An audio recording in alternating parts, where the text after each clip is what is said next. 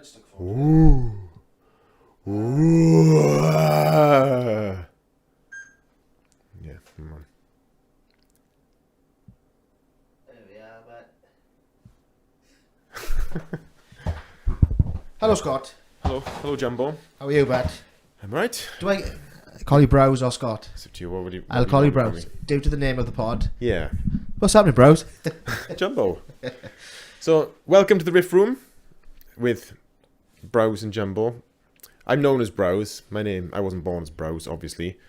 But yeah, so we decided on a name. Those of you that are following our little journey, the Riff Room.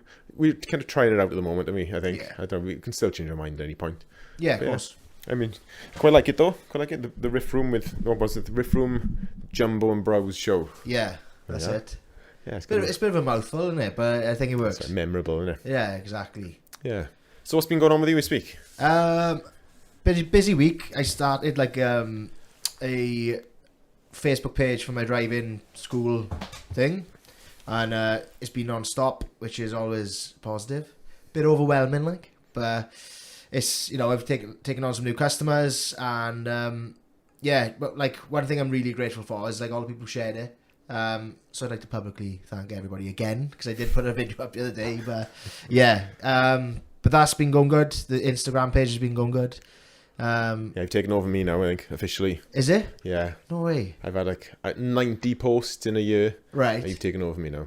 Is it? Yeah, I'm not consistent with it though. Like you do it like for a lot to do. I'm doing it daily, like, yeah. Yeah. I've had one or 2 days off kind of thing. Do you mean? Yeah, I get like, again, like Christmas time, I do my little elf videos. Right. It's like 12 days of Christmas or like elf tips or whatever. Yeah. And then that's it for like a year. Do you mean? Well, you're like Michael Bublé, like. Yeah. Yeah. No, I don't know. I just get it. I just don't like it. I Right. don't know. I wish I did. Like, I wish I could get into it and really, you know, work at it, like, and enjoy it. There's just so much effort that goes into it. There's a lot of And it. some people just throw them up, don't they? It's like they just chuck anything down. Yeah, yeah. I feel like I need to make more of a point with the stuff though. Right. It's like my whole business is education and things, so I feel like I need to teach people something, or it's like, yeah. Well, it's- in like the video, like, you're like just... yeah, and I know everyone's like, oh, just put something up, just do anything, just, you know, take a photo of what you're doing today, or, you know, all that kind of shit, like, but yeah, I struggle. There's an app like that. I think it's called Be Real or something. And there's like a timer on there, and it'll just go off. And whatever you're doing, you've got to just take a photo. I think I need that. I think I need someone to say, right, come on, send me this now. Yeah. You know, because I was thinking, you know, if you have like a marketing manager person, like someone who deals with all your online stuff, Yeah. you're still going to make the stuff. Yeah, Still... set it in. Yeah, yeah. So you may as well just do it yourself, like. Aye. Yeah. There was, So it's like- good. So that's going well then. Your It is, yeah, man. driving It's- business. Yeah, So what's it called? it's called Pass with Percy.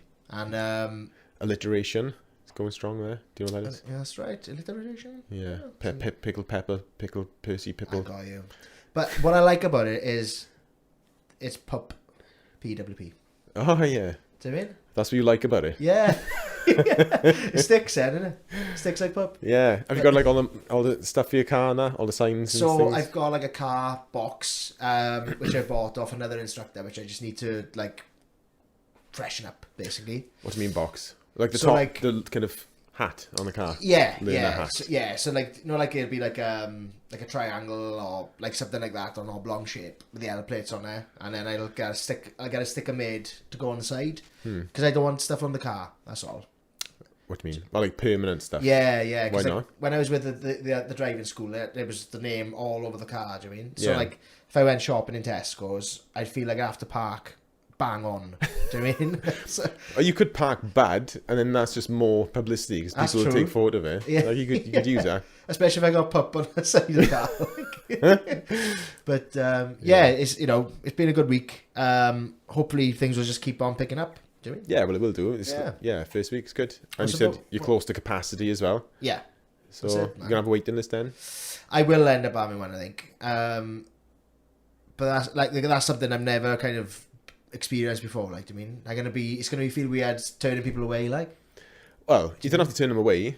Just, you could say, look, there's a waiting list. You're going to have an idea of when people are going to pass, and people are going to yeah, they like they test. test it. Yeah, So it's like, you have a better idea than I have. Like with my waiting Yeah, list, yeah. I have no idea who's going to go and when. Yeah. Like from month to month. Next month, all my students could go. Right, I got it. At least when you've got someone and they like learning from you and stuff, at least like you've got them until they pass their test. There's a date for it. Yeah. And people are passing, and it's not it's not like they're gonna fail every time. It's like, oh, I don't know. But it's tough, man. When I sat in on a test the other day, right, and I didn't agree with the decision. Oh, you're a student, is it? Yeah, I sat because you can sit in, Yeah. and I didn't know you could do that. yeah, at the end of it, a decision was made, and I just sat there thinking, Wanker. I was thinking, I'm in here, and I didn't feel what you say, but it's them against us, so. Yeah. I don't know what that's like, really. It's like just overall kind of powers that be kind of thing, and you just gotta comply. Think of it as like, imagine one of your students was going through for the grade 8 exam. Yeah. And the examiner's like, oh, you hit a bum note to this section. And you're like, I heard it. And they didn't. Do you know what I mean? Yeah, I know. But it wasn't recorded. So. Yeah, I know. There was when I went for my grade 8, there was another. Do you ever look? You're Jamie. I don't know his second name, but he's blind, entirely blind. Okay. And when I used to do the kind of gigs, my guitar teacher and things, it was like he was kind of going up with me. Right. So we both got to grade 8 about the same time. He went for his grade 8 a little bit before me, I think. And he the pass rate is 65 for a pass, 75 for a merit, and 85 for distinction. He had 84.5. What? From what I remember, this is a long time ago. I might be getting the numbers a little bit wrong, but it's 84.5. Right. And he's completely blind. So they took half a mark off. And that Terry kind of, he kicked off about it. Is it? Yeah, he sent like a letter back and said, can you what's the word? Reassess. I got you. Do you know what I mean? And just take into consideration that he is completely blind. Yeah. It's like you're taking half a mark from a distinction. You would have passed anyway, but it's like that distinction thing. Yeah. It means a lot, like. Of course it does. Plus, you get more UCAS points for that, which I didn't know. Like, you get awarded UCAS points every time you pass one of the higher grades. Yeah. And there's tiers to it. So if you get the highest distinction, you get the most UCAS points, which counts towards university and stuff. Yeah, I didn't know that when I passed online. Wow. So I was like, I could have. I probably wouldn't have, but I could have gone to university, I suppose, and that would have counted a lot towards all the subjects that I failed. Were they filming like the exams back then? Because when were you doing that? Probably like early 2000s, wasn't it? Yeah, no, they weren't. Is it? No, it was really different then. Like the grades were different. I don't think there was a preliminary grade. I think it was just like the grade 1, and there's a lot in it. Like it's changed. It's changed quite a bit now. I see. So they've merged with LCM.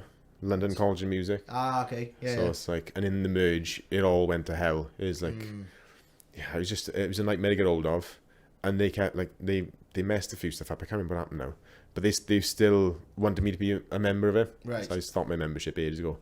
Yeah. Just because of that. Oh yeah, that's it. So COVID cancellations. So I paid a lot of my students paid for their exams. Yeah.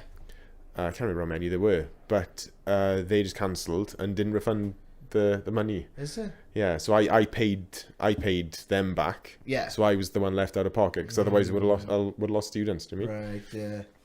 So yeah, I know. Yeah, that's good. That's going forward. What's the next thing with that? Just kind of get them on board and just get cracking with it, is it? Yeah.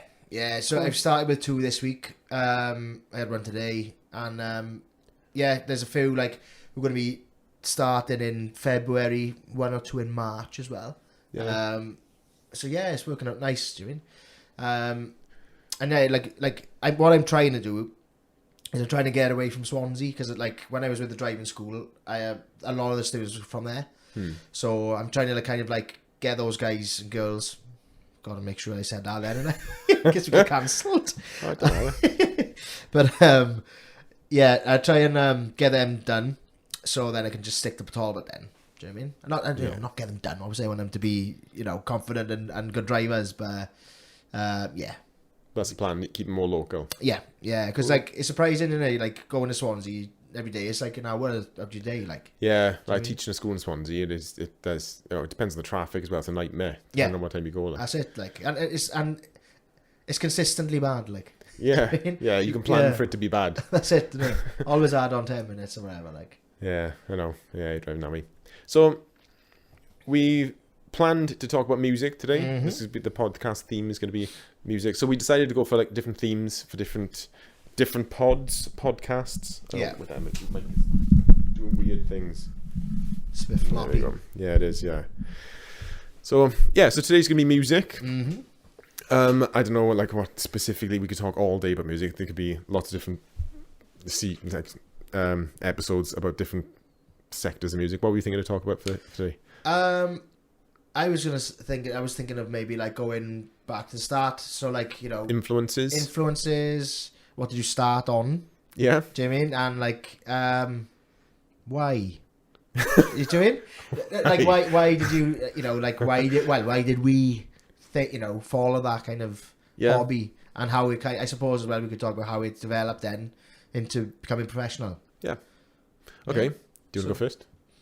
Okay. So what made you begin this journey Of music. Yeah, of music generally. I would say, I remember early on, I got a cousin called Mark, and like we used to go over his house when I was a kid, and he always had Kerrang magazines, and I'd see photos of Slipknot, right, and I'd be like, who are these? Yeah. And I was like fascinated by them. But I hadn't actually listened to them at that point because we didn't have internet or anything. I suppose it's like 99-ish. I'd say so. Yeah, because you know, obviously I was buying CDs and stuff like at that point. Well, I was getting CDs bought by me off Santa and my parents and stuff. But yeah, like I started seeing them and I was like fascinated. Then like my brother Pedro Daniel, like he was listening to like bands like Blink-182 and stuff, which I got into. And then yeah, like he had a guitar. So then I thought that blue one. Yeah, it's still there, but is this still there? It's still there, yeah, the aria. Yeah. And I love listening to him noodle on it. Like. It's funny, like. Yeah. Like just power chords all the way. Yeah. But yeah, like because he had the guitar, then and I was like, all right, I'll do bass then. Do you know what I mean? And we never like played together or anything, but that's how I kind of went on to bass. So I'd always like try and play like Mark Hoppus, do you mean like punk stuff, and then like my brother would start downloading like on remember LimeWire and Kazaa. Yeah, Kazaa, yeah. Yeah, sure. He'd start downloading like Metallica and stuff, and then I started listening to Slipknot and then heavier stuff, like do you mean? But I'd already been into like Limp Bizkit, you know, early days and like Linkin Park and stuff.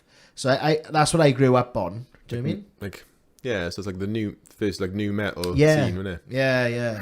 Like my old man would just be like, what the hell is this? I mean, screaming, that's not music and all that. Yeah, well, he's got an interesting taste in music as well, hasn't he? Yeah. He like, what was that 80s guy? I remember mentioning it. He says, how do you know what that is? Zappa? No. I know he's 60s, 70s. Isn't he? Yeah, I love Frank Zappa. No, there's another guy. Oh, can't think what it is. My brain's not working. Something... Tom... Dolby? Yeah, Thomas Dolby. Right. That's the one, Yeah. Thomas Dolby. Yeah. There's a song, I can't remember whatever this weird, isn't it? Like just a weird kind of song. And I remember like he's the first one I knew who they were. Okay. Bit quirky like. Yeah, I remember talking to him in Glastonbury about it, I think. Yeah, it's really interesting taste in music, and he likes a bit of everything like. Yeah. I like remember like seeing like I'd open his like remember when they'd have like CD cupboards and stuff like and there'd be like bands in there called like the like you say Thomas Dolby, Doobie Brothers and stuff like that. It wasn't kind of like pop stuff. No. Zappa was in there. Yeah. Prince. And I always remember he had the Prince Batman album. Yeah. And stuff like that. Yeah, it was good. But yeah, that's how I started playing. And then when I was 14, me and the boys from school then like Doofus, Who, Alex, shout out the boys. Yeah, Alex Morgan, Daniel Nicholas. We started a band called Noughts and Crosses. Oh, is it? I was going to say Keep Dancing. It's not. No, so like wasn't yet, is it? It was. Yeah, no, that was like the last kind of incarnation like of the boys. Like, so that's we started as Noughts and Crosses. We used to practice at St Mary's Church, which was really good fun. We used to play hide and seek. Do you mean put it that way? That's how young we were. Like, and then we went into 8 Minute Delay. We had Floody for a bit, you know Floody. Yeah. And then he was going to go into the army, but that never really worked out. But then we had James. So like James was 8 Minute Delay, and then done that for a few years, and then we went to Kid Keep Dancing then. So we did that. That was really good. You know, So we had a good original following. stuff, wasn't it? All originals, yeah. Like with 8 Minute Delay, it was more like, it was a bit of a mix. Do you know what I mean? Yeah, you Play find your Pacific feet, Winds didn't you? and stuff. Yeah. First band, you find your feet. You don't know what your style is or anything. 100%, yeah.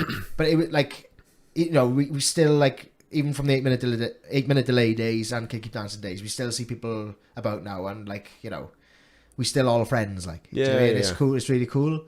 But you know, we had a good run with Keep Dancing, but then things just kind of, we don't. I'd say we more on a hiatus than anything. We never actually broke up. Yeah, You know what I just mean? kind of ceased. For a Yeah, while. yeah. And then I went to uni, did music. After I went on my little holiday, which we could talk about at some point. I'm open to talk about my little holiday one time. Yeah. And then, yeah, I done a music degree, come out, done some cover work then with like a band called Perry, which is like Luke Evans, Wayne Pedrick and Matt Lisa. Yeah. And Martin Lyles on drums. No. No. Oh wait, is he like older guy? He's probably about Bit husky. 5-6 years older than us, I'd say. Oh no, I was more hat like shit, No, like shit dot drummer, like Yeah. really nice guy.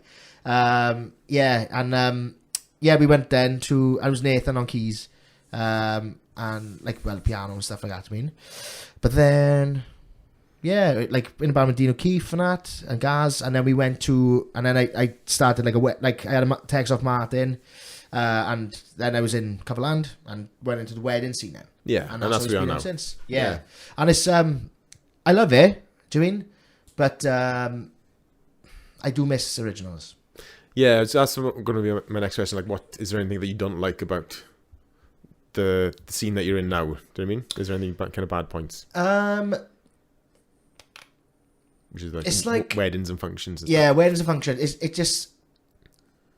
Because it's the same set nearly all the time. Do you mean? Apart from the occasional like first dance or request, it can, and because we play to a click, Yeah, it becomes robotic. Do you mean? yeah. You know, like put it this Sounds way. crisp, doesn't it? Oh yeah, yeah. Like I said, I was over at Fascists the other day, right? And then his neighbours came over because we were there in a party, and they were like, "Oh, we've got like drums and like guitar and bass next door. Do you want to come for a jam?" So I was like, "Yeah." It was like David Shirley. You know David Shirley?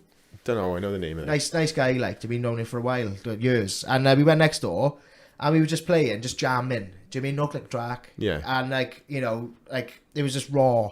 And I said to Amy later on, I was like, it was nice for it to not be perfect, like. Yeah. Do you know what I mean? That's what live music should be, I think. Yeah. Otherwise, you may as well have a DJ. Yeah, exactly. Like, and I put it this way, I sang "Damn It" by Blink-182. It was just class, like, do you mean? Yeah.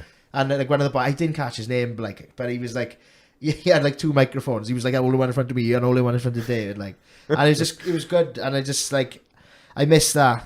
Yeah. Do you know what I mean? Miss that kind of fun. Yeah, the fun. But There's a point where, like, I think every musician starts because it's fun.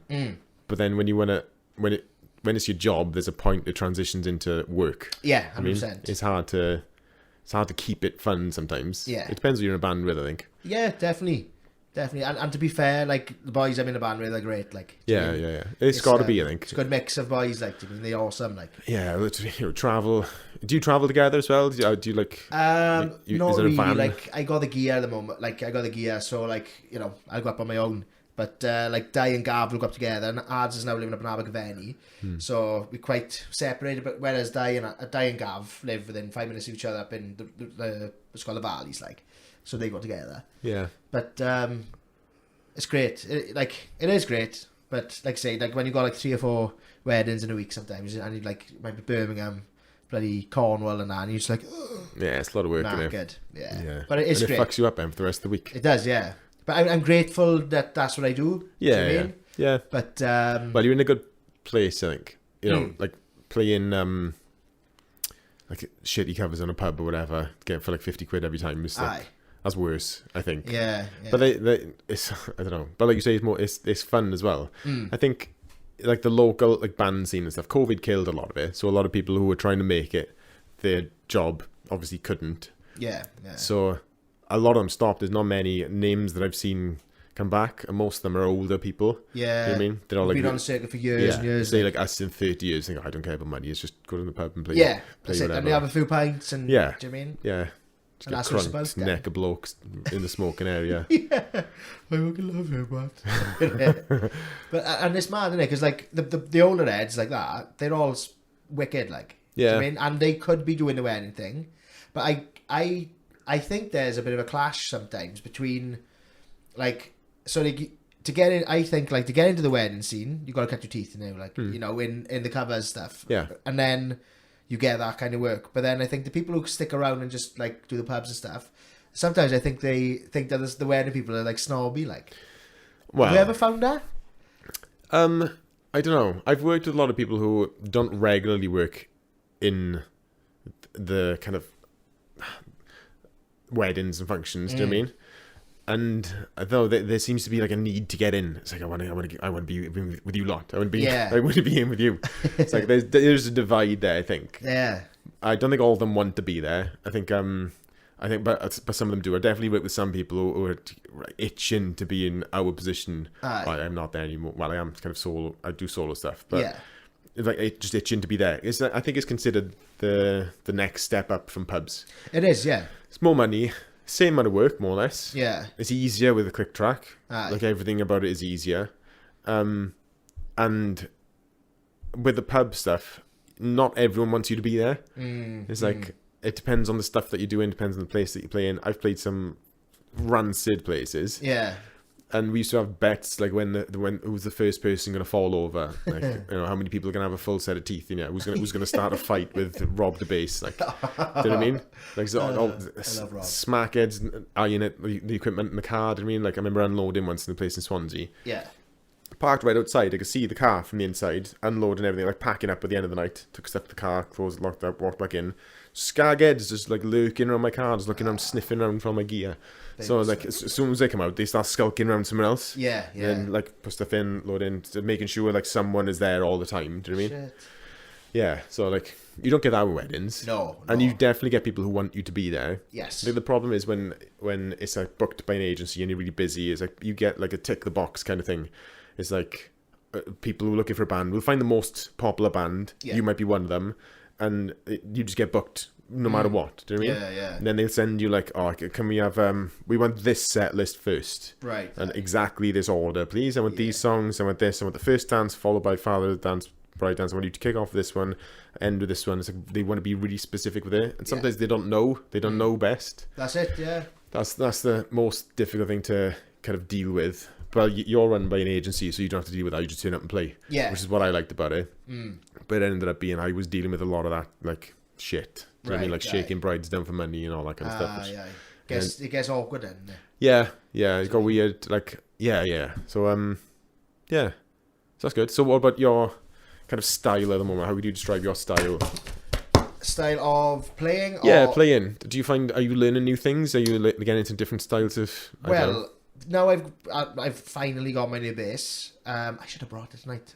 We can have a jam one night, one time. Yeah. I kind of brought it just for you to see it. Like, Yeah, bring it next time. You'll see it. You'll be like, I haven't seen it yet. I haven't seen the video. Anyway. oh, is it? I know you've done an unboxing. I feel fucking lucky, man. Like I feel so fucking lucky. What is it? Which one is it? It's a Fender Jazz, American as well. Finally, like deluxe ultra bass.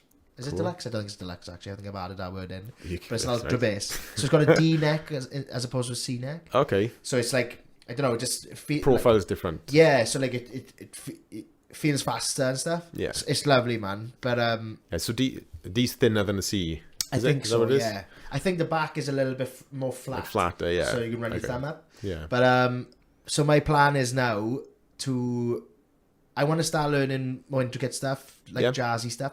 I want to know what I'm doing because I'm there's one thing. I am self-taught. Yeah. So I remember you asked me to come down once when you going into college. There, you needed to know like guitar stuff. That's it. Yeah. Did any of that stick? Yeah.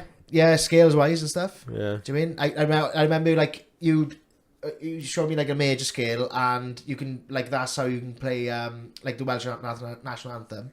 Is that one thing? Am I right? Yeah, probably. Is it? Yeah, I think so. I think that's a major scale, isn't it? Yeah. Yeah. So like things like that. Yeah. Yeah. Yeah, well, anything. Twinkle Twinkle the Star, Happy Birthday. Any simple tunes.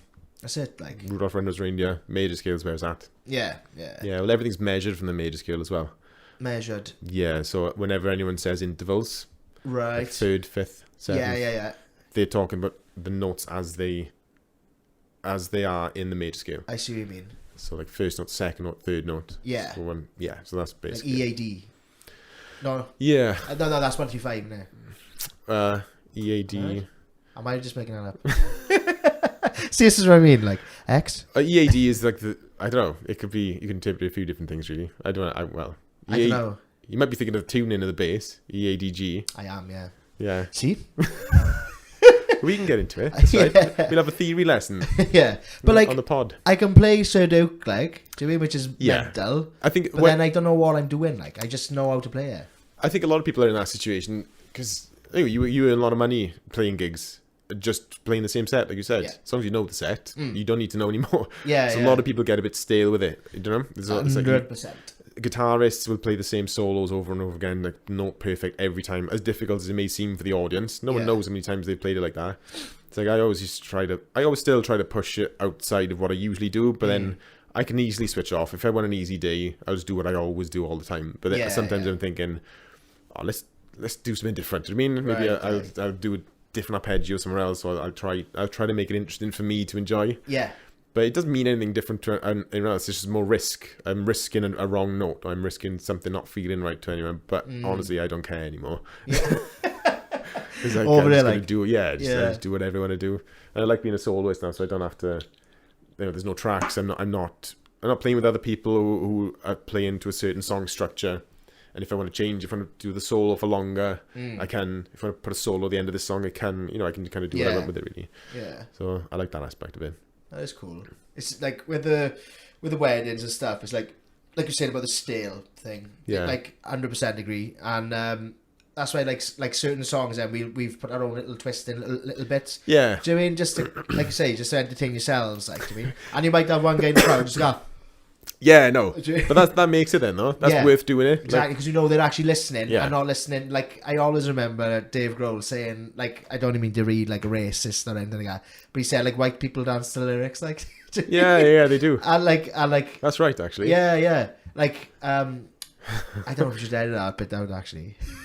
No, that's fine. That's right. But yeah, like you didn't say it. You are. You didn't say it, Dave Grohl. Yeah.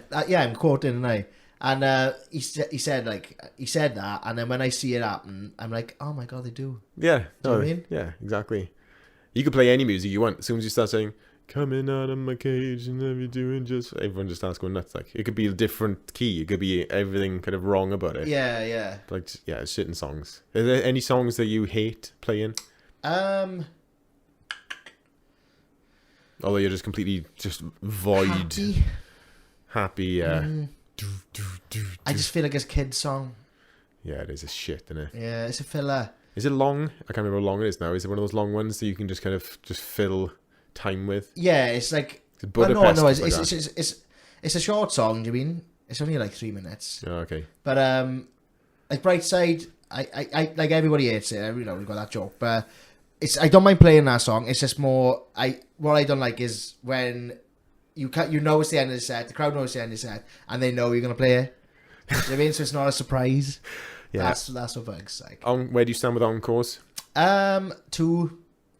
I like to happy do doing 2 encores. Yeah, regardless of what the audience is like or anything. Yeah. But we tend to do kind of the same one as well. So like talk about the staleness, like. So it'd be nice to change that. Yeah. But I hate doing a good encore because it always leads to more. So do another one. Why aren't you doing another one? Yeah. Fuck off. I played. Remember Americanos in Swansea? Yeah. I used to gig there quite a bit. I was trying to get that for me back when I was first gigging. It was like I noticed people playing there. It was my kind of vibey place. It wasn't too big, it wasn't too small, and it was just a tidy, quiet kind of place. They'd appreciate acoustic stuff that I did. So I knew they would as well. So I wanted to get a gig there. So that was yours, I went out to think. So when it came to like booking a gig, you get in touch with the venue and stuff. Yeah. In the beginning, there's so much work was going to get it. But anyway, I got in touch with them. I made a phone call. I went to see him or whatever, and the deal was, I can't remember how much it was for 2 45-minute sets, but there was an extra half-hour set for encore. It was like that was part of it. So you get, say if it was like, I don't know, I think it was like 80 or 90 quid at the time. So like, you get £80, 2 45-minute sets plus half-hour encore. Yeah. Like regardless, like I don't believe in that because it's like squeezing every inch out of a musician. Do you know what I mean? Yeah. But it's like an encore should be. I need to look up what the word encore means. Like, is it French? It is. Yeah. Feels French, but like I don't know exactly what it means. But I it's think- optional. I think don't it's think. like end of performance. I Right. might be wrong.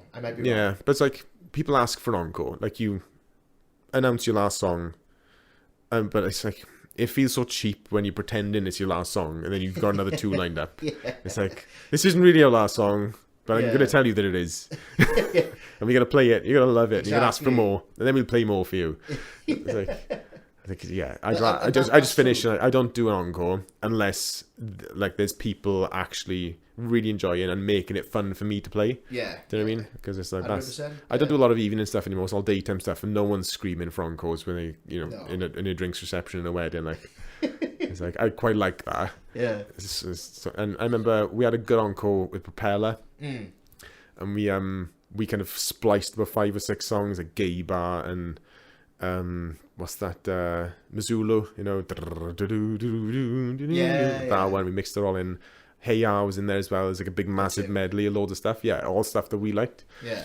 And we played at the end, and there's such a massive climax to it. There's no way you can go into anything after that. Yeah. But we try. Do you know what I mean? If we enjoyed it that much and people were loving it, like that would be the end. Yeah. And then, like, if some people just don't shut up, like they would just be screaming more. Especially people like Gary the Bastard.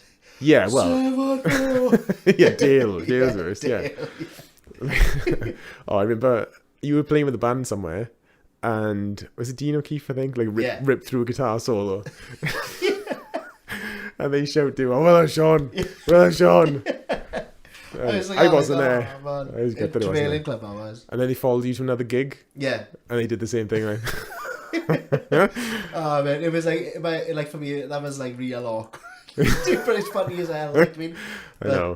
But you need friends like that. Exactly. Like 100%. nothing's conditioned me for life on stage like my friends. Do you know what I mean? They're horrible. Like the stuff I used to have like super long hair, and I remember someone shouting, "Glasses, Jesus!" I just started pissing myself. It's just funny, like it's hilarious. But I imagine some people can't take that. Exactly. You putting yourself in front of people, Yeah. you're gonna get heckled. That's You're it, gonna yeah. get people shouting at you, trying to steal the mic off you. You gotta handle it. You gotta learn how to handle it well. Like Yeah. your friends are the best people to put you through that. I think if you aye. haven't got any friends that are like that, it's difficult. You can tell the people who haven't got friends like us as well. Yeah. Yeah. It's like the people who can't really take a joke, the people who take life way too seriously. You know what I mean? It's like just Do chill out. like with Barry again now. I'm just thinking like, I think it was in Jamie's wedding. Like, remember you played outside? Yeah, I think we played outside for a little bit. You did, didn't you? I can't remember. Yeah, like in the King Arthur, wasn't it? That's right. Yeah. Yeah, and like I show you like you were playing like Barry just kind of like, "Oh shit, bros." Yeah. Fucking shit. Yeah. Every time he walks past. But most people there didn't know that I was connected to everyone. Yeah, He just thinks he's exactly. being an arsehole to the person performing. Like, Class. yeah, it is. But like, Hilarious. let me just check this camera, right? Go on. But what about tell us about yourself, then, Scott? How did it all begin with you? Man? So, well, yeah, I can go like right back early. I tell a lot of my students the story, like on live stream and stuff, like why my year developed quite well. I Yeah. got a pretty good year. Some weird stuff is happening with my year lately as well. It's like I'll get to that in a second. Just remind me about my year stuff. Okay. But yeah. So my mother's a singer, so she was a professional singer. Like I play in like singing in, I don't know, like clubs and all that kind of shit. Do you know what I mean? So she was singing in the car, singing in the house all the time, always songs on, always old kind of croony kind of songs. Do you know what I mean? Like Diana Ross and all that kind of thing, always in the house.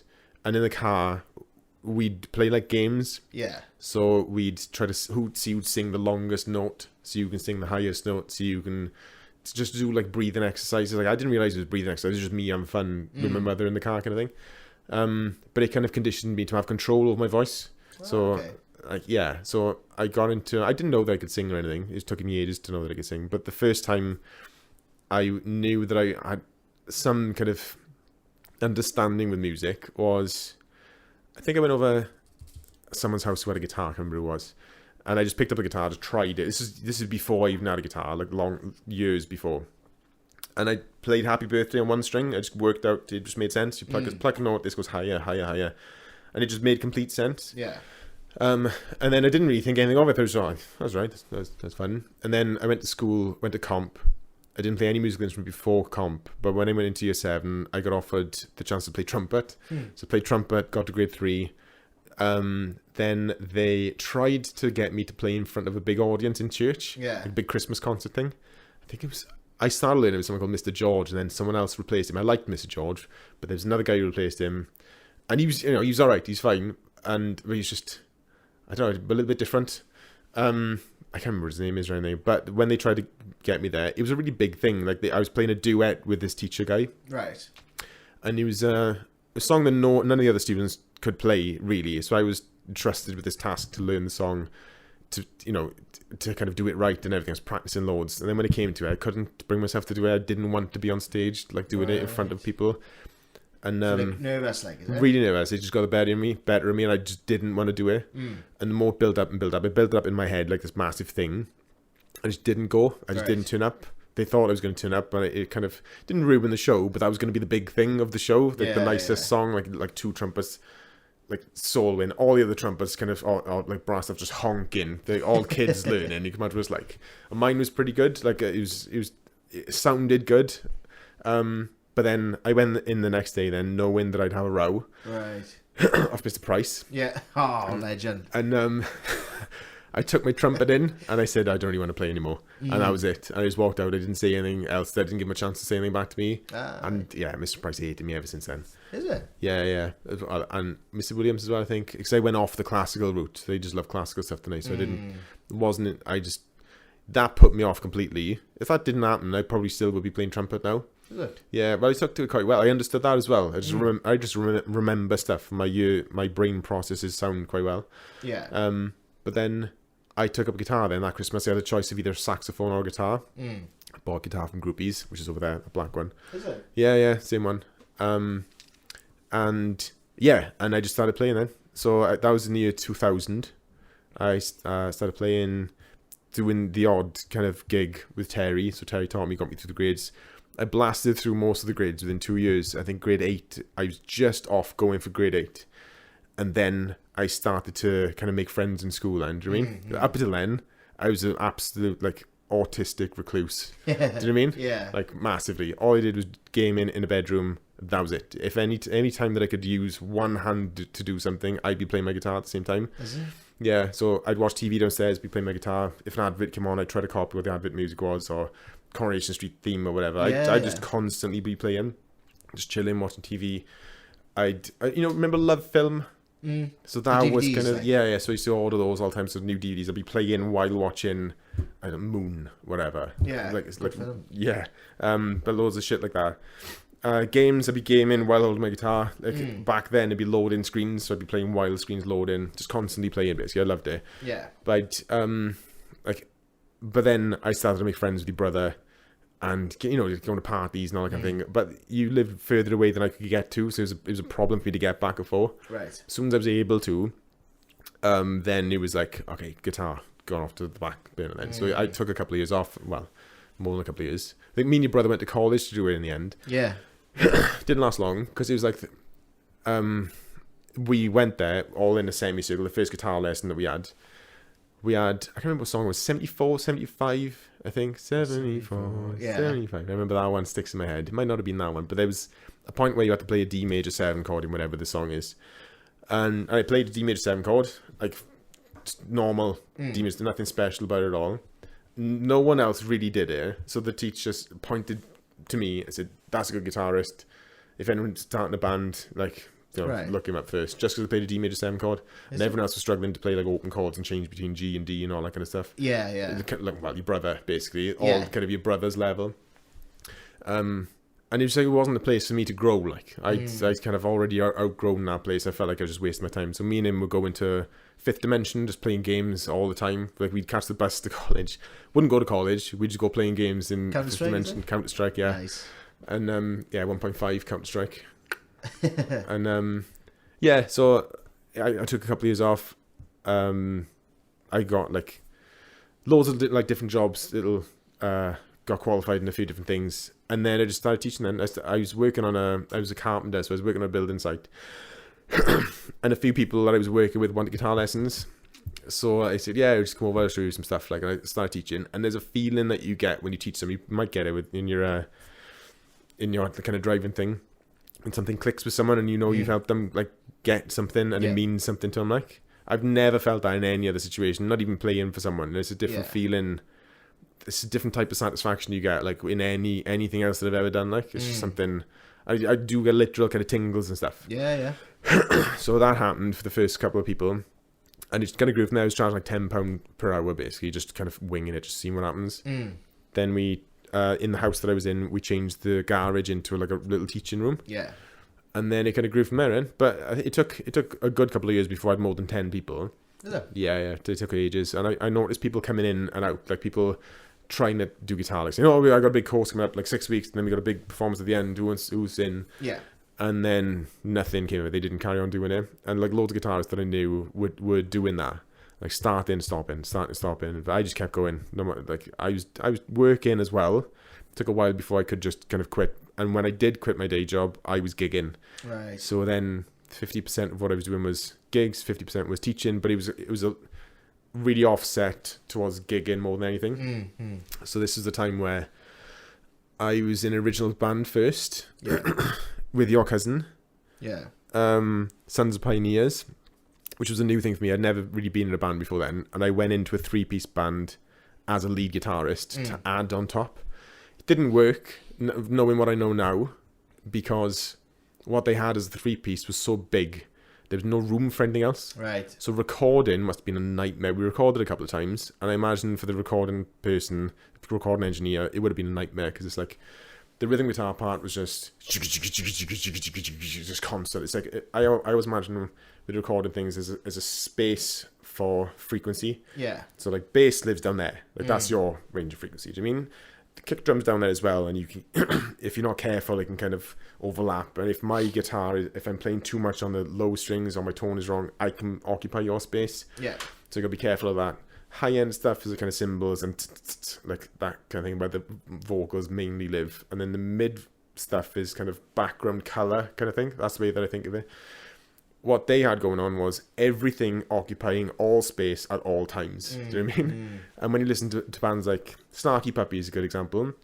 Everything's got its own very precise point to play. Yeah. Not much either. You know, like the bass is like... Do you know what I mean? Like little bits rather than ba ba ba ba ba ba. Everything's just trying to smash into your ears, like. Yeah. That was just the style that they had as a 3-piece, though, and I was trying to add on top of that. I had to choose notes that were cutting through. I didn't know it at the time, but I was choosing like higher notes and really like tremolo parts, like really quick playing and drony fills, basically trying to get through. And he was just trying to compete. Yeah. It should never be a competition with sound like that. But it was, we're doing all right. I enjoyed the whole experience, really, because I learned a lot about like being in that situation. We never had more than 45-minute set, though, I don't think. Is it? I love that band. Like, yeah, we had to share with other bands. We had to put on big nights, big events, like with other bands to bring people in. Yeah, we take a cut at the door. We didn't make any money. No money at all, really. But that's I love that though. Like, you're in that stage, it's not about the money. No, is it? It makes a good community around it. Yeah, and I think that it promotes like people like you, you know, like and me, or you more, because you were into that kind of thing from the beginning. I wasn't. I'm just a learning pig. I just like learning stuff, and that's why I was into it. I didn't even think about music. Yeah. My first musical influences were Joe Satriani. Yeah. Steve Vai, Eric Johnson from the G3 thing. I played all those like as much as I could. The first song that I heard that I thought, okay, I need to learn that, and then I've completed the guitar, was Midnight by Joe Satriani, which is like a 4-finger tap thing. I could not work out what he was doing. Oh, a 4-finger tap thing, like that, is it? 2 on each hand. Ah, okay, yeah. Yeah, but I learned that within like 2 weeks, and then it was like, okay, like what next? It was just constant like challenge, like goal completed. When I went back to playing and teaching and stuff, all the original stuff that I learned kind of got filled in, and I appreciated more. In the first run of playing the guitar, it was all about speed and that technical stuff, and like you need to play faster, and you play, just faster basically. Right. Didn't understand what I was doing really. I could remember enough to get through the grades, but I wasn't really. I don't know. I was focusing on the wrong things completely, and everyone goes to that phase in playing guitar. A lot of my students are faster than me, now. There's like, there's phases that you go through where, okay, there's a limit to that. There's a dead end to how much you can enjoy that and how long you can enjoy it. Yeah.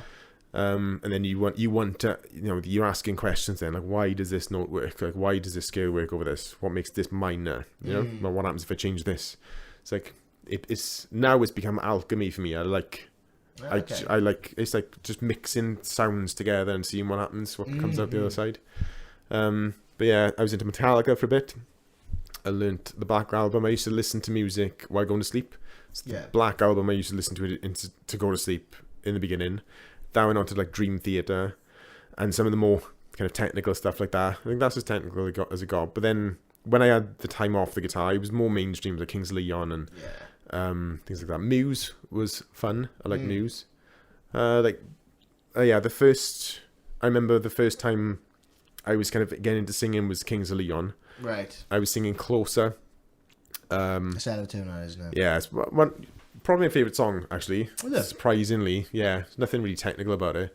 But it's weird. It's a vibe and a feel. There's an oddness to it because it's a 3-bar sequence. It's like then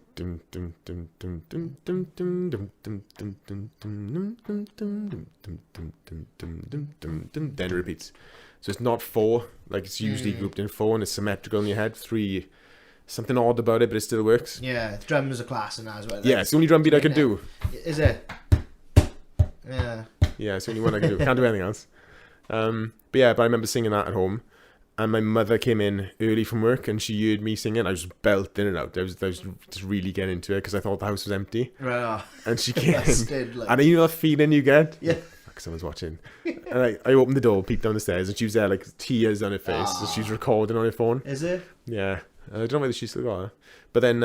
I bet. I'd bet my house she got it. Like, 100%. Yeah.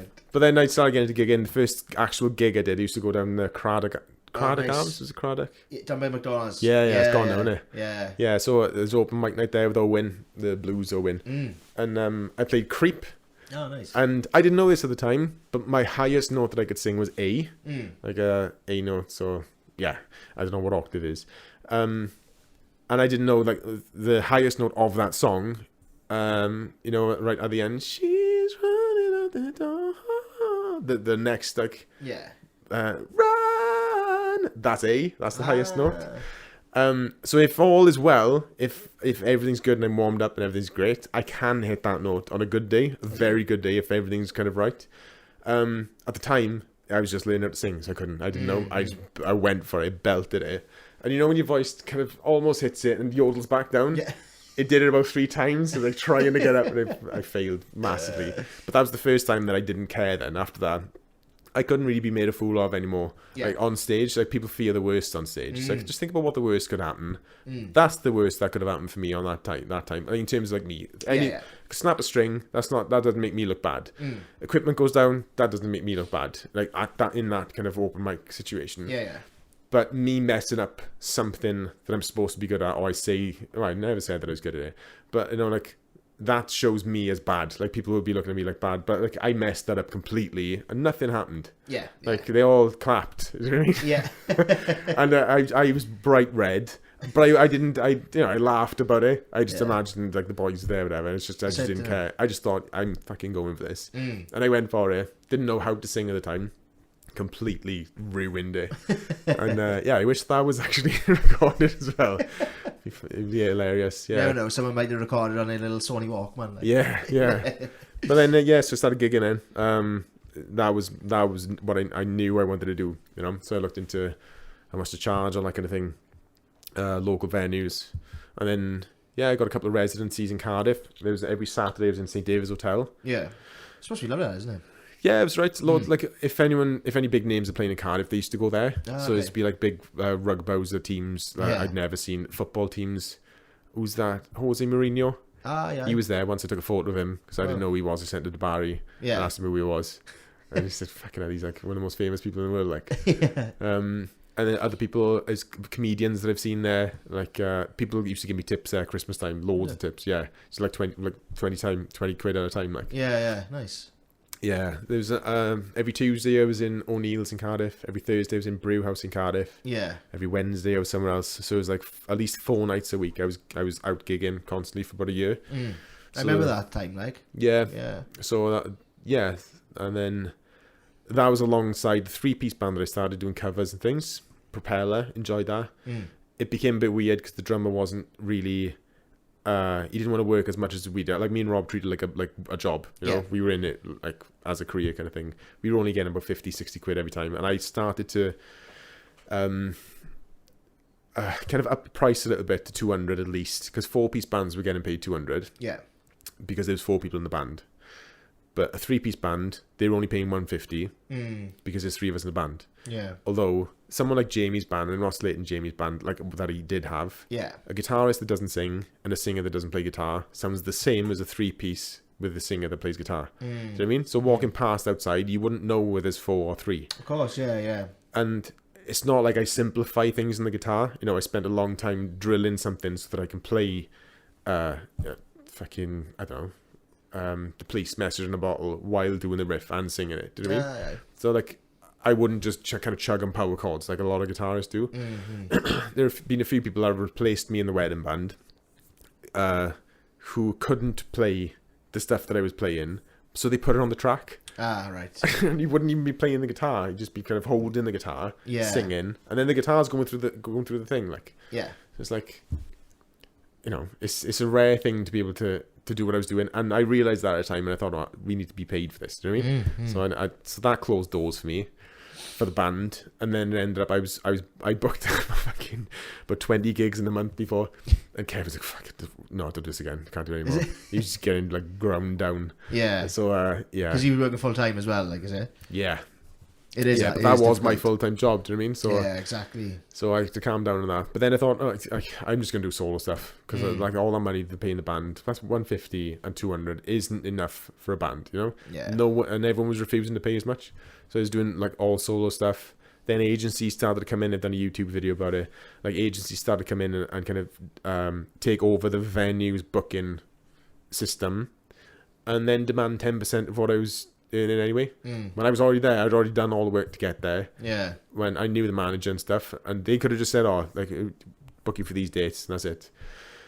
But yeah, they demanded like 10%, and then they said, "Oh, we'll add like one place. We'll add the 10% to your pay." It's like, well, if that was the option to be in, why haven't you been paying me like? Up until now, like. Yeah, why now? Yeah. Like, why don't you just pay the agency? And then not tell me about it. It's just a principle thing for me. And if I'm earning anything, I'm keeping all of it. I'm not giving 10% to anyone. Even, you know, if you're saying you're going to give 10% more, that's what you should be giving me anyway. Yeah, do you know what I mean? 100%. But like, I know there's 2 sides to it, because the agencies make the life of the the venue easier, because they don't have to even think about it. Of course. Plus, if I pull out, they will send someone straight away. So I've had some work through decent agencies, but then I just thought it's just the principle of it. Like, I felt like I was being told what to do, and I just didn't want any of that at all. Yeah. So so I just did not. I kind of cut all ties to every agency. Yeah. And then I started to go into more where I am now, which is like corporate stuff, weddings and corporate stuff, which is where I want to be, really. So people who find me know what I do, they like what I do, they book me because they like me, and it's a much different kind of life, completely different. Yeah. To trudge in through like all the same numbers, like making a big list of all the local venues, ringing them all, sending emails. I used to go to a venue, find out who the person was in charge. Then they obviously not speak to me.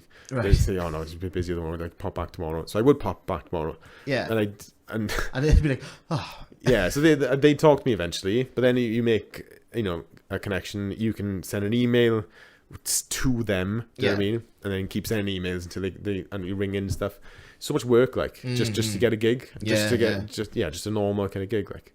So and then there's people there who try to kind of do shortcuts of things. Remember the residencies that I had in Cardiff, there's one person who's trying to like squeeze information out of me to find out who the person was in charge. Okay. So you could try to get just to go straight in and get more kind of gigs. So if you ever can't do it, let me know. Like other people, kind of like I never did that. I never weaseled my way in. Right. I tried to make actual contact with the people in charge. Yeah. So, like, if you got a gig, I'm not going to ask you, "Oh, who's in charge here now?" You know, like trying to get the name and number off the person. Oh, can you give me his number? Yeah. Like, no. Yeah. You wouldn't like that. Stepping on your toes in a way, you know, like. Yeah, trying to elbow your way through past people, like. But I'm glad I'm glad I'm past all that. Really, it feels like it's all under control. I gig a lot less now. I teach a lot more. Yeah. Fair that way. I don't know. It needs to be 50-50 with me. I think I'll get bored of teaching after a while. Then I'll do, gigs, and I'll get bored of gigs. But it's a seasonal thing, innit? Like, It is, yeah. weddings 100%. is usually, like this year for me is March until about September-ish. I got a couple over Christmas. Not loads. I don't think it is even 20 at the moment. I'm trying to get more. But it's just, I'd rather the quality gigs, you know. I don't want to play everyone's wedding. I want to play the people who like what I do. Yeah. You know. Yeah. So I've had a few inquiries before, and it's like I used to not lie, but I used to say, like, if someone puts something up on a classical guitarist, I could play classical stuff. I got about maybe 4 or 5 songs I could play. Yeah. And if I'm pushed to it, if I had to do a wedding, I could do it like a classical hint to it. You know what I mean? But it's not really what I do. So like I used to say, yes, I'm a classical guitarist, I can do anything you want, and I played those kind of gigs. There's a lot of work, and there's a lot of, like, you know, kind of sight reading song after song, which may be better, but it wasn't comfortable for me. It's like I was like, it was on edge, stress. like yeah. And I love classical stuff, like playing it and stuff. I like the challenge of it and things, but it's not. I don't know. I wouldn't entertain people with it. Like that's my entertainment. I like that's what I like to do. Yeah. Like some sort of musical geek, like.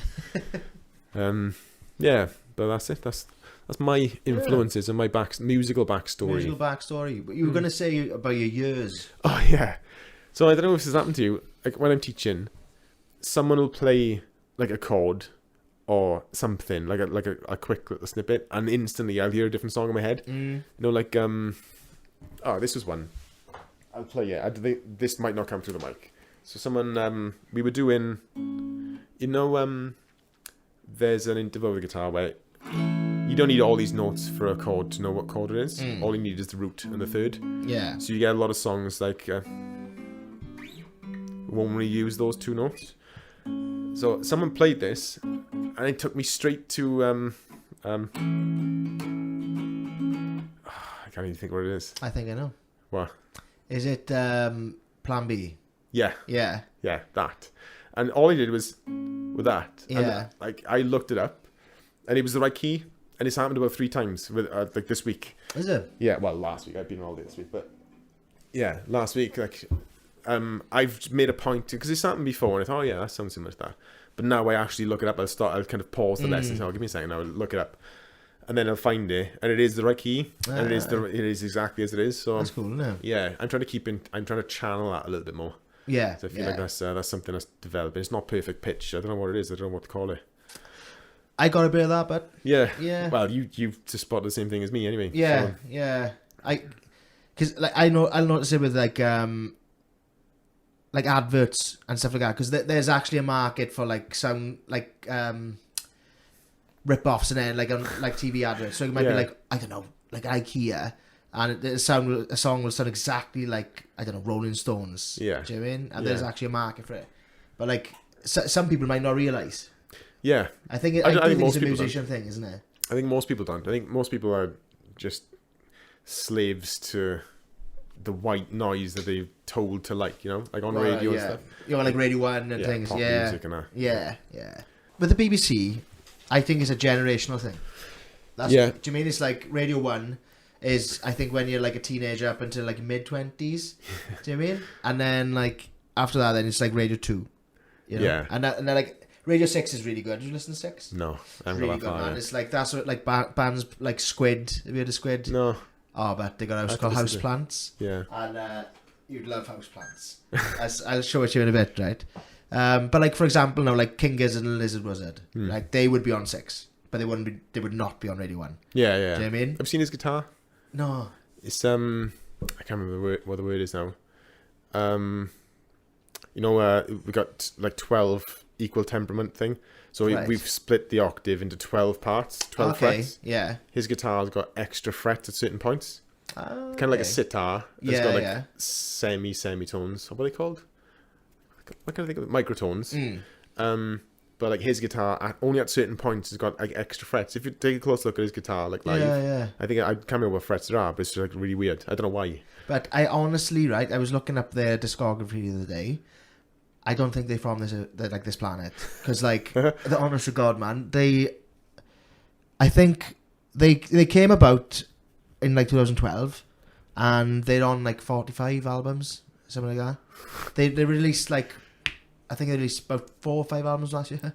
I have to look them up. One of my original students was into them for a bit. Yeah. So we went through a couple of songs, and I found it was impossible to play. And Yeah. I looked into why, and it's because his guitar, 'Cause there's of that, no other guitar like it. Like. Right. Well, so it's custom built then, is it? Yeah, I've never seen one like it in my life. That's Because wild, isn't you it? can get guitar like fretless guitars, Mm. and I'm sure you can get guitars with like extra frets, and there's guitars with like staggered frets. Yeah, There's a name for that as well. I'm shit with names.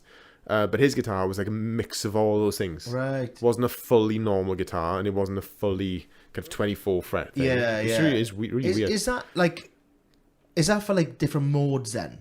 So like you got like the different modes. Yeah. Is that for that? Because So I know all modes are based on Western music. Yeah. And all Western music is based on 12 frets, a 12 semitone okay. sequence. So it's nothing to do with modes or anything. Ah. I have no idea. Like, we're not conditioned to hear a lot of it. Mm. Like, if you listen to the difference between, like one note. So, like this note and this note. Like, that's the difference. Mm. It's not quite... Like like you say, so it's like in between a semitone then. Yeah, it's like out of tune. You know, like blues, like that. It's like... Ren and Stimpy. That, but that's a purposeful note. Yeah, what is that? Ren and Stimpy one? I'm thinking of Small Like Lightning. Anyway, yeah, but we're not really conditioned to hear it because it's not anywhere you won't hear it in music. So it's like colours and stuff. It's like they did a test before. They had like a circle full of different types of green or brown or whatever. We've only got one word for brown, so say if it is brown. Yeah. No, it was green. Say like. No, it was brown. Anyway, say we've only got one word for brown, so everyone would just say, "Oh, it's all brown." But African people have got a different name for different shades of brown, so they could spot different shades of brown. They had a different name, so they could see like different shades, but we can only see brown. Right, I see. So I think it's something like that with sound. So Yeah, it's like we're only yeah. conditioned to hearing one thing. Yeah. But I find it weird. They're very experimental, like Kings. King Gizzard, like. Yeah, So, like, I know. Do you know, like you saying, like his guitar and stuff, like I don't know, I think they're like really hyper intelligent and stuff. I think that's how they can just keep writing and writing and writing. Yeah, and like so that's why they probably got that. Is because I can't explain. Like, how can you put up 5 albums in a year? Like, and every album's different. Do you mean there's different lyrics and? Yeah, I think they've obviously got a process that works, and that keeps it original and fresh. I think that's the most important thing. Yeah, there's nothing worse than like someone just doing what they always do. Yeah, like if you look at anyone that I kind of respect changes constantly. Like Frank Zappa changed all the time. Prince, Radiohead. Like everything's different, but they lose fans as they go. Like they make one. Say if you make an album, you make it to a certain style. If you change it completely, the next one, it's like that's not. You won't feel like that's you anymore. Like people listening would think, oh, that's not why I like this person. Yeah, it's like you lose fans every time, but what you're left with by the end is the people who are the kind of your fans. Whatever you do, they're gonna stick with you, and they like people like me respect the fact that it is different. Mm-hmm. So it's just like that experimental kind of thing, isn't it? I think it needs to be. Music needs to be experimental and different. I hate anything that's boring. So like some of my students here, they're starting bands, they write in original music and stuff. They go, how do I write a riff? So it's like you go through it from a point of view, like what's in your head, like what do you want to hear in your head, like what's in your brain that you want to get out first, because you can't let your fingers just choose because you've been conditioned to play other people's music. Yeah, it's like it's not gonna like you wanted to push boundaries, you want it to be different. So like that's. And it's better to push boundaries and take a risk than some people are not going to like it. When it's kind of true to you and it is different, because it doesn't matter. Like if you make music that you like, someone in the world is going to like it. Think of all the people in the course. world. Someone is going to like it. And what I've heard is like there's a rule of 1,000 fans. If you can reach 1,000 fans who are like those people who are going to like everything you do and buy everything you make. Say if you sell an album for like £10, if 1,000 people buy that, that's a good chunk of money that's going to fund the next album, or the next, I don't know, if you want to put merch out or whatever. All you need is 1,000 people. Yeah. And it's easy to reach 1,000 people. Like you've reached thousands of people, like in the last couple of weeks. Do you know what I mean? So it's possible for people to do it. You just need to reach the right 1,000 people. And it doesn't matter what the music is. Like I don't know what King Gizzard with music is like. You haven't actually listened to it? I haven't viewed it for years, not for years and years. Okay. But you've heard like Rattlesnake and all that, like I've viewed Rattlesnake. Yeah. I I've viewed the stuff that my students want to learn again now and again, but they haven't wanted to learn it for a while. But like, there's a risk with them putting that stuff out. Do you mean? But there's a point where they reach the right people, and then it just kind of grew. It's like those people speak to each other. Do you mean? Like, it's like a certain. I think like people those 1,000 people, are, like you say, are like true music fans. Yeah, that's and the thing. Go against the grain. They're not there listening to Miley Cyrus, No, or Taylor Swift. Do you mean? Because like it's been shoved down their throats, and there's billions of dollars, not millions, billions of dollars pushed behind it. Do you mean this? Yeah, I know. But like, sometimes I think to myself like, so for example, right? I grew up on Limp Bizkit, Linkin Park, like Deftones, all that, right? But my musical tastes come from playing Tony Hawk's Pro Skater. Oh yeah, Do you know what I mean? CKY, yeah, watching, I love it. But how much money has been pumped into that to brainwash me into liking that? Because like, I know what you mean. If you like, if someone chucks away, I have listened, right? I have driven to gigs and put on Oasis, and thought, right, what the fuck is a fuss all about Oasis? Actually, I've slammed it on, and my fingers don't tap, my foot doesn't move, and I'm just like, what is it? He's got such a whiny voice. I don't even know which one it is. Yeah, it's a nasally, whiny voice. I don't like it. Some people do. It's like, I've tried to see what the fuss is about, but I think because I'm so conditioned to the kind of the metal, the hip hop kind of stuff, and rock, alternative rock, whatever, I can't see it. Like, yeah, do you know? I don't think I like them as people. Right. They don't seem likable. I feel like if they were in the room with me, I would avoid them.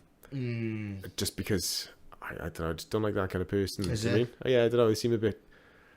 I don't know. Obviously, they're massive, but they think they're massive. Right. They got a right to feel like that. Yeah. But I judge people like that, like Tommy Emmanuel. Love Tommy Emmanuel. Right. Just seems like a really nice guy, like an acoustic guitarist person. Just seems like really down to earth, like proper, like nice bloke. If he was in a room, I'd gravitate towards him. I'd want to have a chat with him. I and see stuff. what you mean.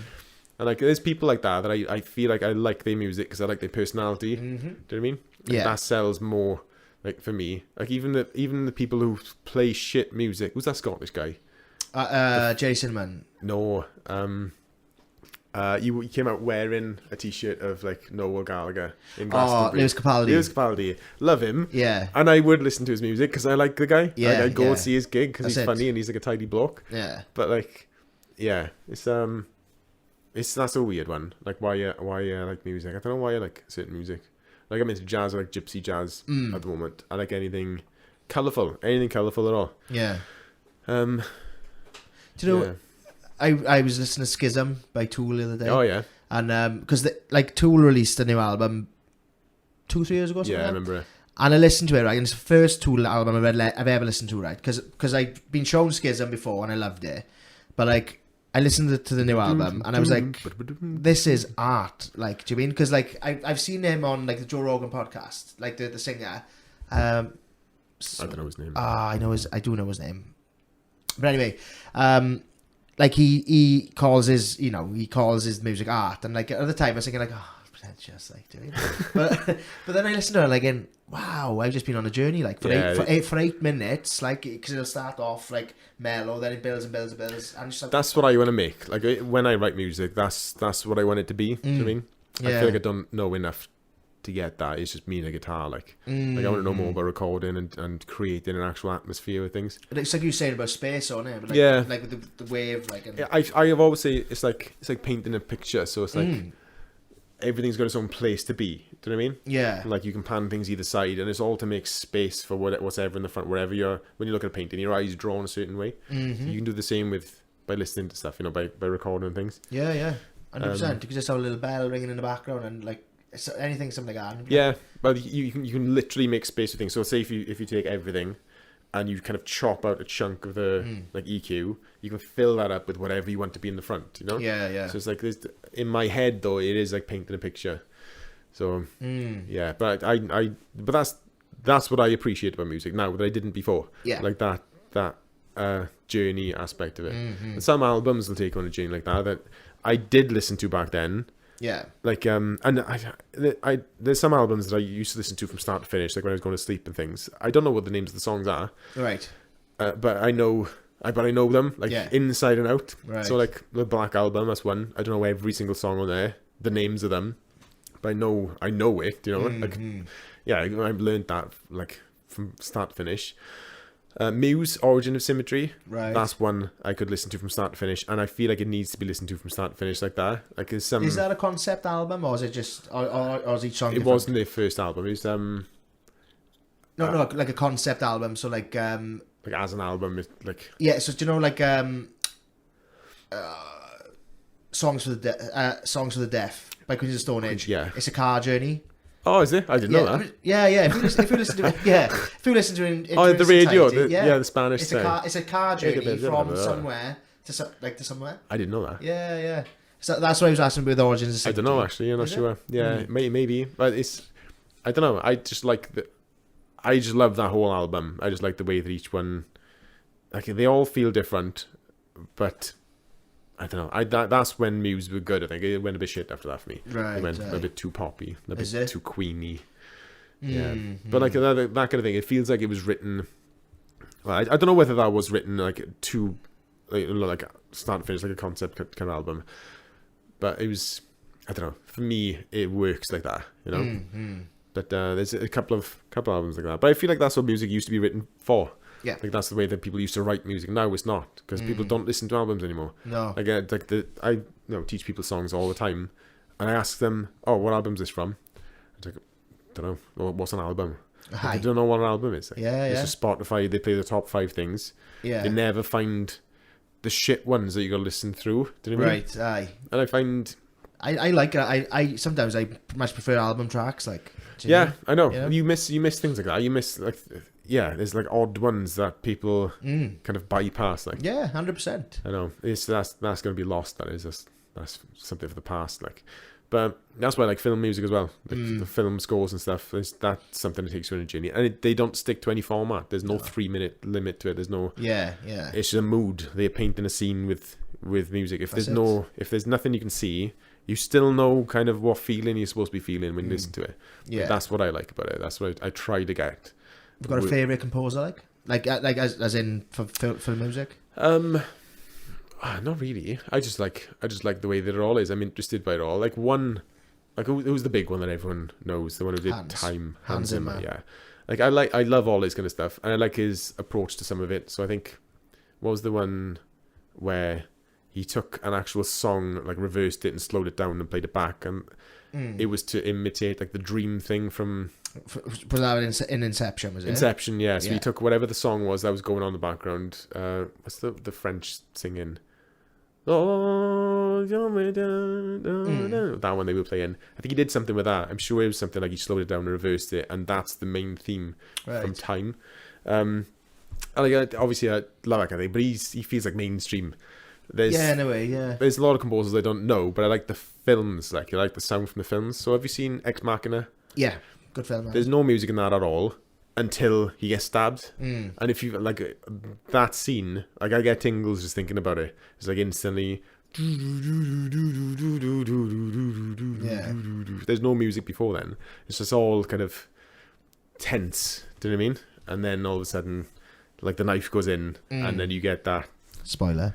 I didn't say who. Yeah. Anyway, I love that film is class, mind. Yeah, it is. The music does it. If that wasn't there, I wouldn't remember it. I wouldn't remember the same. I remember when I was in college doing music, like we learned about film music and stuff. I literally did my dissertation on music and film. Oh, do Do you? you mean? Yeah. You know more than me then. Is it? No, like, I don't know more than you, and it's like, I did it more, like, on the use of music and films. Like, do you mean? Yeah. So there's, like, diegetic and non-diegetic, I think. What's that mean? So, like, diegetic is when...